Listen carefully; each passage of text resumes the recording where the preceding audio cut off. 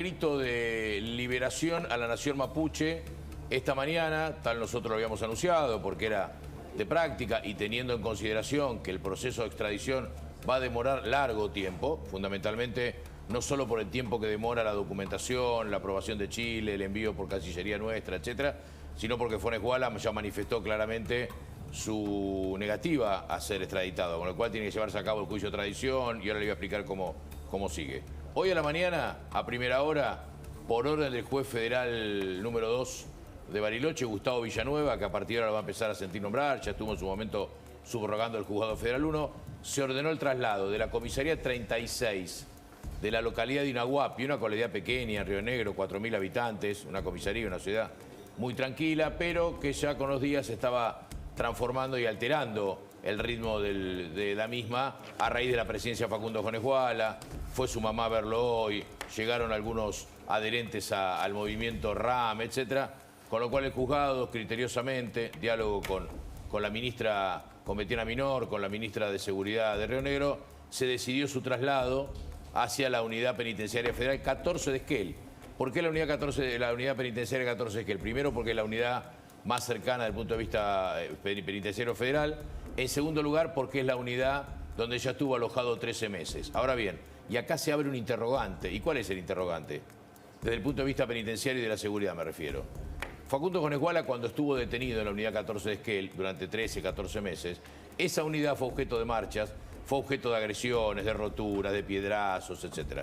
Eso generó que en aquel entonces, desde la cúpula del Servicio Penitenciario Federal, se envíen cerca de 8 o 10 efectivos que todos los días del área de seguridad especial, del área de cuerpos que tiene el Servicio Penitenciario Federal, como todo, que estaban todos los días de guardia dentro del edificio por lo que podía pasar. Hay un requerimiento del Servicio Penitenciario Federal, que ya en su momento lo manifestó en fecha anterior, que es que Facundo Funes Guala, y esto va en línea con lo que hablamos el día con Diego Bustos, que criteriosamente también decía, Facundo Funes Guala debería estar en un penal de máxima seguridad. La unidad 14 de Esquel no es un penal de máxima seguridad. ¿Cuáles son los penales de máxima seguridad en el ámbito federal? Dos. Los que tenemos acá cerca, los que vivimos en el ámbito de AMBA, como se decía en la época de la pandemia. El penal federal de Seiza, el complejo federal penitenciario 1 y el complejo penitenciario 2 de Marcos Paz, alejados de la zona sur, donde por supuesto tienen otras medidas de seguridad. Bueno, ¿por qué digo esto? Porque el proceso de extradición va a ser largo. La semana pasada recién el gobierno chileno, a través del pedido de la Fiscalía, el Ministerio Público, el Poder Ejecutivo y falta la resolución de la Corte, hace lugar al pedido de extradición. Esto ingresa vía Cancillería. Todavía no está determinado, porque esto es así, aunque le parezca burocrático, desde el punto de vista procesal, qué juzgado federal va a intervenir. Si el de Bariloche, porque fue el lugar de detención del Bolsón, o si el de Esquel, porque es el lugar donde vive él, en Cuyamén, en Chubut. Una vez que recién se termine de definir qué juzgado interviene, empieza el trámite. Va a haber un juicio de extradición. Usted seguramente lo vio en otros casos. Y recuerde lo que le dije, lo que digo y comenté tiempo atrás, recuerde el caso de Apablaza, este ciudadano chileno que estaba imputado en Chile por autor intelectual de la muerte de un senador de apellido Edward. Finalmente el día que acá se lo detuvo y mientras estaba en el proceso de extradición, que finalmente Claudio Bonadío aprobó, consiguió su refugio. ¿Qué es un refugio? En Argentina funciona dentro de la órbita del Ministerio Interior y dentro de la Dirección Nacional de Migraciones, lo que se conoce como la CONARE. Vio muchos senegaleses que están en nuestro país comercializando en forma ilegal. Bueno, muchos son refugiados. Claro. Tienen un refugio por cuestiones políticas, por cuestiones... Es distinto, ¿no? Bueno, pero vos decís que puede ser es un precedente. Apablaza tuvo pedido de extradición, detención en Argentina en el año 2013. Detención, juicio de extradición. Claudio Bonadía concede. En el medio de esto, Apablaza pide el refugio, se le concede el refugio y cuando el expediente llega a la Corte, porque la única instancia de apelación del juzgado de extradición que intervenga es la Corte hace lugar al refugio por razones políticas. Ahora, Funes Guala no enarbolará lesiones políticas. Hoy ya salió diciendo liberación a la nación mapuche. Atención con esto. Bueno, habrá que estar atento, porque además quienes manifestaron alrededor del Lago Escondido, lo que pasó ya sabés, ¿no? Todo lo que ocurrió, también reclamaba la liberación de Funes Guala, un hombre que ha practicado el terrorismo en la Argentina y en Chile, que fue condenado en Chile, que se escapó después de tener libertad condicional y que, si bien no tiene la ascendencia, Gabriel, que tuvo en otras épocas sobre esa veintena o treintena de encapuchados, todavía significa un peligro latente que no ha podido controlar el gobierno. Es de riesgo, sin duda. Es de riesgo. Estuvo más de un año prófugo y es de riesgo. Por eso los ojos tienen que estar puestos sobre él y todavía tiene alguna de los adeptos, entre comillas, de la RAM. Atención, porque en la zona sur, cuando hablamos con los visitantes, nuestros compatriotas que vienen ahí, la preocupación es mucha. Bueno, gracias, Gabriel. Ahora volvemos con ese tema y otros, por supuesto. Está con nosotros Luis Petri, le agradecemos la visita. Y claramente, para comenzar a hablar de política, hay que mencionar el caso Jones Walla, sí, claro, porque el gobierno argentino acaba de ceder más tierras a una comunidad mapuche, pero en Mendoza, ahora más cerca de Las Leñas.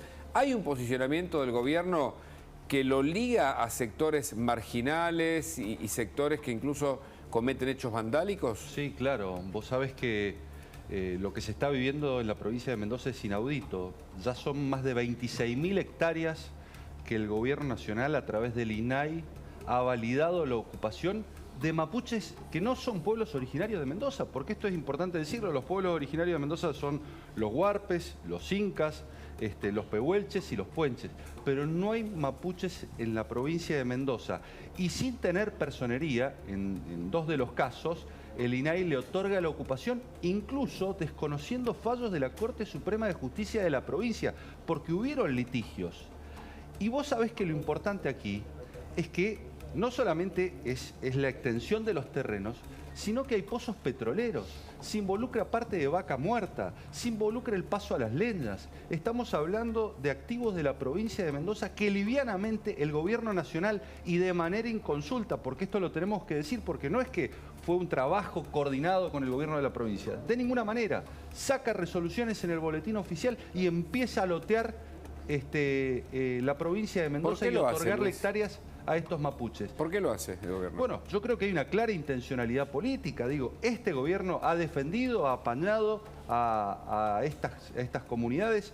Lo vimos en la Patagonia, lo estamos viendo con Jones Walla.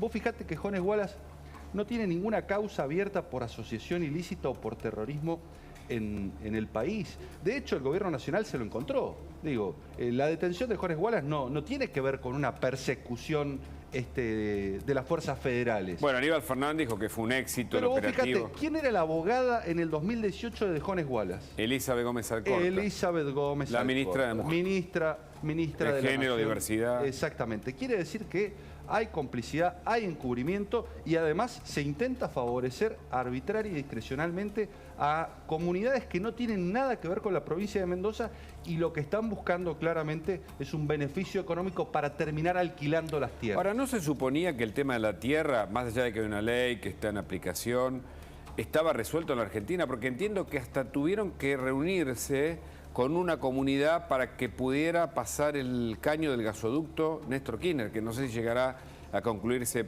conforme a la promesa, pero le habían bloqueado hasta eso. Pero claro, es una vivada, son unos vivos, y hay que decirlo, son unos chantas, porque se autoperciben como mapuche, levantan la mano y piden tierras, pero no piden cualquier tierra. Piden las tierras del lago Mascardi, piden las tierras que están circundando a pozos petroleros. Claramente hay un negocio inmobiliario. Y el presidente de la Nación, fíjate que cuando fue a la Patagonia, en lugar de reunirse con los damnificados de Villa Mascardi, se reunió con los usurpadores. Con la madre de Jones Walla. Y en diciembre recibió en la Casa ejemplo, Rosada entre otros, ¿no? a la madre de Jones Walla. Estamos hablando de que claramente el gobierno nacional favorece, promociona estas tomas y las apaña. De hecho, recordemos que el segundo del INADI transportaba usurpadores. Transportaba en camionetas oficiales, Eduardo, usurpadores para que fueran a tomar las tierras. Y Eduardo viene el lunes, por lo no, yo sé que hay expectativas. Perdón. Es por el horario. Pero es gravísimo, Hugo, lo que está ocurriendo, porque pasó la semana pasada con 21.000 hectáreas y hoy se repite la historia con 4.500 hectáreas con un gravísimo perjuicio para la provincia de Mendoza. Van al Lago Escondido, piden, allá estuvo creo que el viceministro de Salud también de la provincia de Buenos Aires, ¿no? Daniel Goyán. Daniel Goyán. El ministro, ¿no? El exministro. El exministro. Hoy diputado nacional. Hoy diputado nacional. Le piden a Lewis que se vaya porque dicen que, bueno, tiene que irse Goyán porque ya está grande, debería reflexionar un poco más, ¿no? Bueno, la verdad, ese es otro punto, ¿no? Están agitando esa bandera, pero resulta que le dan la tierra a personas que se ponen una capucha y, como decís vos, están haciendo un negocio inmobiliario en los mejores lugares de la Argentina. Pero claro, porque ni siquiera se hace una constatación respecto de la procedencia. Lo único que reclama y requiere la ley es la autopercepción, la autoidentificación, habla la ley. Es decir, con decir canté, soy mapuche y un espíritu me dijo que acá hay tierras ancestrales. El tema de los espíritus es un tema que yo no lo quiero involucrar al doctor Sin, tal vez después. No, gracias. Ya tengo.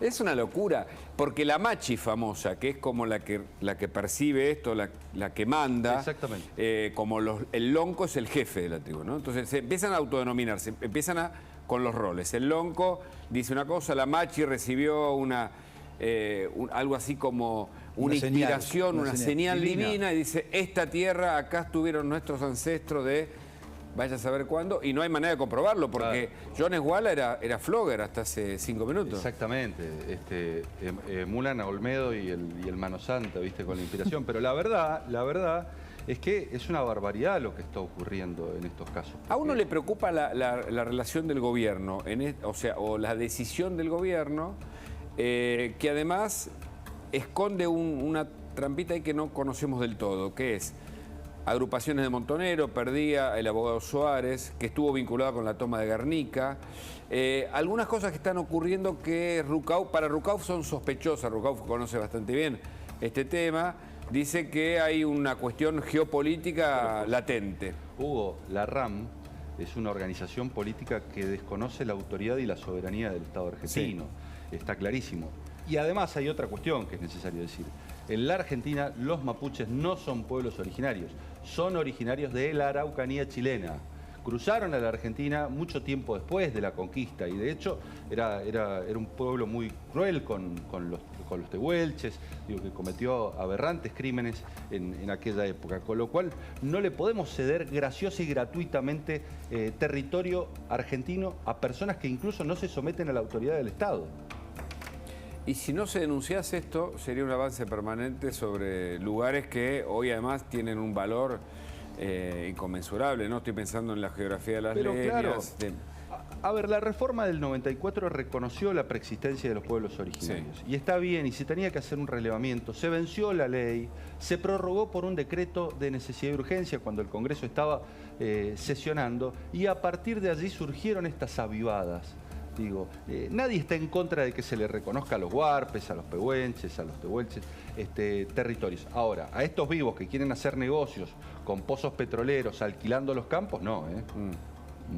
Y la otra agenda del gobierno, vos como fuiste diputado, la conocés, está ocurriendo ahora justamente en la Comisión de Juicio Político, el intento del gobierno por avanzar contra la Corte Suprema. Pero vos fíjate qué curioso, ¿no?